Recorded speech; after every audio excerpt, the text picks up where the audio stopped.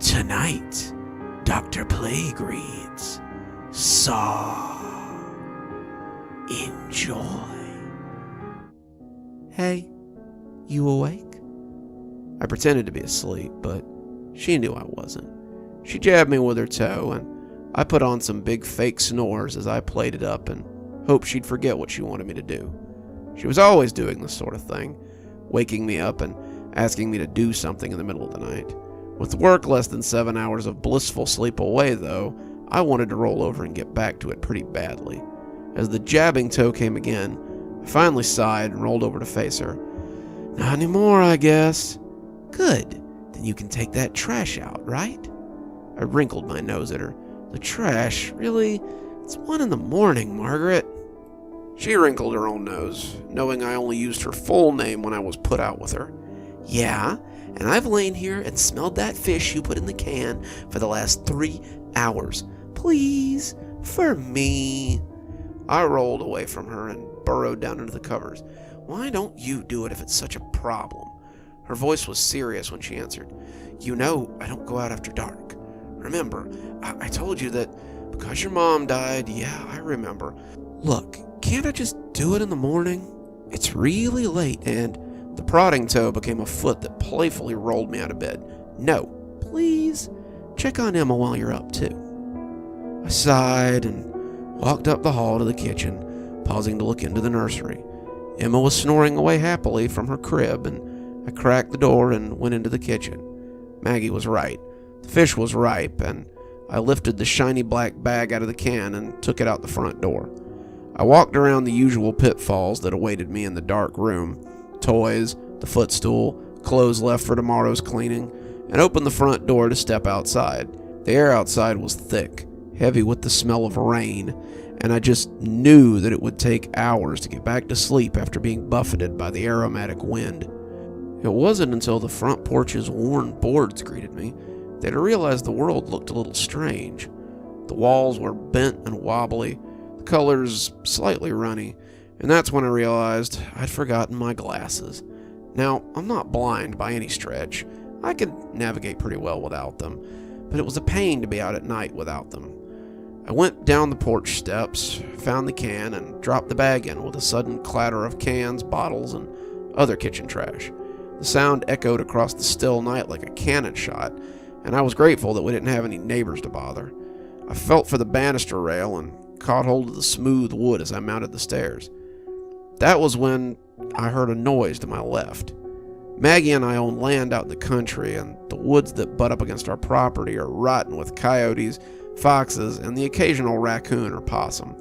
This sound, however, was closer than I thought it should be, and as I looked up, I saw something gray moving out of the dog pen. Bosco, our husky lab mix, can usually be counted on to bark if he sees something weird, but as the shape glided towards the house, I remember wondering why he didn't make a sound.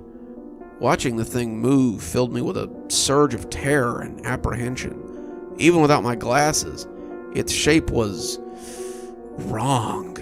It was long, not tall, thick, but not muscular, and it almost seemed to glide up the steps on the opposite end of the porch, as if floating. I was dazed. My senses turned up to 11, and the hairs on my body were standing on end as I stood frozen at the bottom of the steps, watching this thing open the front door before slamming it roughly behind it. That galvanized me. I was in motion before my lizard brain could think better of it. I sprinted up the stairs, through the screen door, and tripped hard against the patio furniture as I stumbled into the door. I pulled at the handle, but it was useless. Reaching to my side for keys, I found that I didn't have any, because I was absent pockets on my pajama pants. Ditto my cell phone, so my only course to warn Maggie seemed to be the old-fashioned way. I ran around the house, but found the bedroom window just out of reach. I found a cinder block, though, and sat it against the house's side as I tried to knock on the window and warn her. I raised my fist to hit the glass just as I heard the door to the bedroom open. I heard her sleepy voice say something about that didn't take too long, now did it? Heard the bed covers rustle as she sat up, and heard her scream as something made a sound between a cat and a flute. The cinder block smashed through the front door glass with an awful crash, and my bare feet sounded like cannon shots as they came slamming up the hallway on my way to the bedroom. I wrapped my hands around the doorknob, but before I could twist it, I heard the window break, and I knew I was too late. She waited for me inside, though, at least what was left of her. The police told me it looked like an animal attack. Her throat had been bitten out, her eyes had been removed. Her body looked like someone had tried to bite her as many times as possible.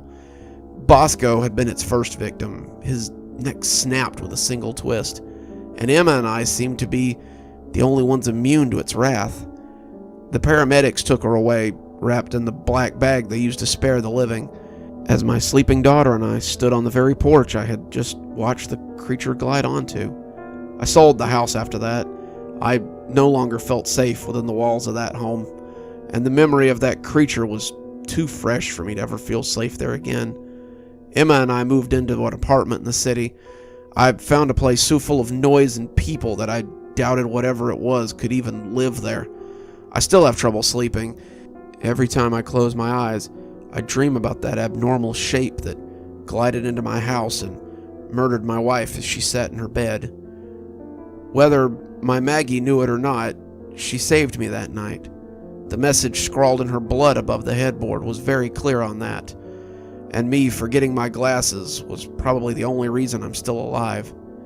Maggie had always claimed that she saw her mother's killer. She told her therapist that it was a monster, something she had seen when she was a child, a demon, and when she was an adult, she had held firm to the idea that it wasn't human when she talked about it. Her mother had been on the porch with Maggie, looking out into the field behind their house, when she had suddenly put her little girl inside and locked the door. Maggie didn't see it at all, only some of it through the blurry window, but she must have seen something. That's why she had to die. The message was very clear. Scrawled in my wife's blood across the top of the headboard were 4 words that will haunt me until the day I die. Because she saw. Good evening, my little creeperonis. It's me, Dr. Plague. Thank you so much for joining me for tonight's reading. Time to thank our patrons again. Thanks again to Leslie Lou Riddle for being our Spooky Skeleton tier contributor. Thanks, Leslie. We couldn't do it without you. If you too would like to be part of our Spooky Skeleton tier contributors, or would just like to support the show, come on down to Patreon. We have several tiers to suit your needs, I think. And as always, thanks for tuning in. Dr. Plague, signing off. Have a wonderful evening.